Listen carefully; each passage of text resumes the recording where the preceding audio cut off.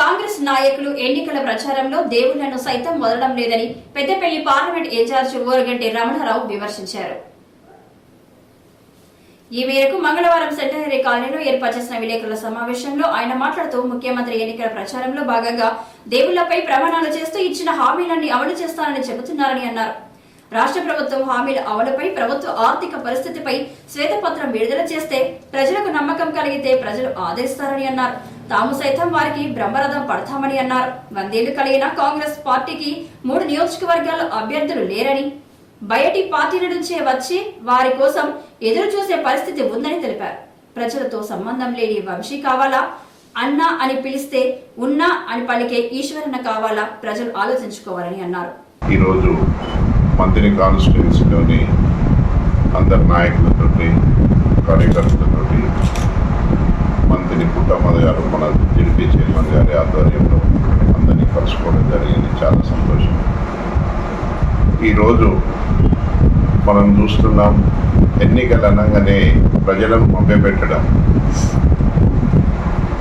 ఆచరణ సాధ్యం కాని హామీలని ఇవ్వడము, ఓట్లు పడగానే వీటి మీద మన నోటికి వచ్చినట్టు తప్పించుకునే విధంగా హామీలను నెరవేర్చలేని స్థితిలో ఆ యొక్క పరిస్థితి నుండి ఎలా విధంగా తప్పించుకోవాలి, దానికి కొత్త కొత్త మార్గాలను వెతుకుతున్నారు. ఈ రాజకీయం అనేది ఆఖరికి దేవుళ్ళను కూడా వదిలిపెట్టని స్థితికి వచ్చింది. ఈరోజు మన ముఖ్యమంత్రి గారి మధ్యలో ఎక్కడికి పోయినా హిందూ దేవుళ్ళే కానీ, క్రిస్టియన్ దేవుళ్ళే కానీ, ముస్లిం దేవుళ్ళ మీద ఉట్టేసి నేను మీకు ఇచ్చిన హామీలన్నీ నెరవేరుస్తా అని చెప్పడం జరుగుతుంది. ఇది రాజకీయంలో ఒక కొత్త ఒరవడి సృష్టించడం జరుగుతుంది. అయితే మేమేమంటున్నాము, మీరు దేవుళ్ళ మీద మీరు ప్రమాణాలు చేసి ఇస్తామని చెప్పే బదులు ఒక శ్వేతపత్రం, ఒక వైట్ పేపర్, ఏ విధంగా ఇస్తారో, మీ బడ్జెట్ ఎంత ఉంది, మీకు ఇన్కమ్ ఎంత ఉంది, మీ ఎక్స్పెండిచర్ ఎంత, లోటు బడ్జెట్ ఎంత, మీ ఉన్న బడ్జెట్లో ఏ విధంగా మీరు ఇచ్చిన హామీలు ఇస్తారో అది చెప్తే సరిపోతుంది. ఏ దేవుని ఇక్కడ అడ్డం పెట్టుకోవాల్సిన అవసరం లేదు, ప్రజలను మభ్యపెట్టాల్సిన అవసరం లేదు. ఈరోజు తెలంగాణ మనం ఎంతో కష్టపడి సాధించుకున్న తెలంగాణ ఇది.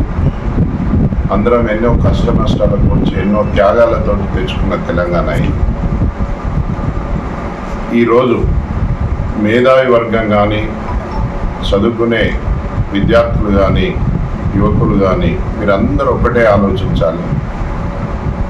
ఈ వేదిక ద్వారా ఈరోజు ఇక్కడ నుండి మా టీఆర్ఎస్ పార్టీ తరఫున, కాంగ్రెస్ పార్టీ ఎవరైనా పర్లేదు, ముఖ్యమంత్రి గారిని వారు అన్నదాన్నే మేము ఒకటే అడుగుతున్నాము.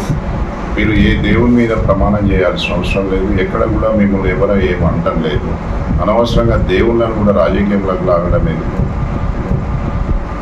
మీ యొక్క ఇన్కమ్, క్రెడిట్, డెబిట్స్ చూపించేసి మీరు ఇచ్చిన హామీలను ఏ విధంగా ఇస్తారో ఒక వైట్ పేపర్ రిలీజ్ చేస్తే, అది గిట్ట ప్రజలకు కరెక్ట్ అనిపిస్తే మేమే స్వచ్ఛందంగా మీకు పెద్ద గజమాలలు వేసి మిమ్మల్ని ఎదుర్కొంటూ మీకు స్వాగతం కూడా పలికే రోజులు చాలామందికి ఈ యొక్క కోరికను కోరుకుంటున్నాం.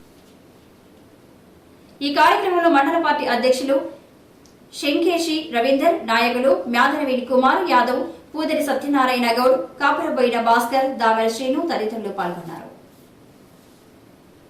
కూలే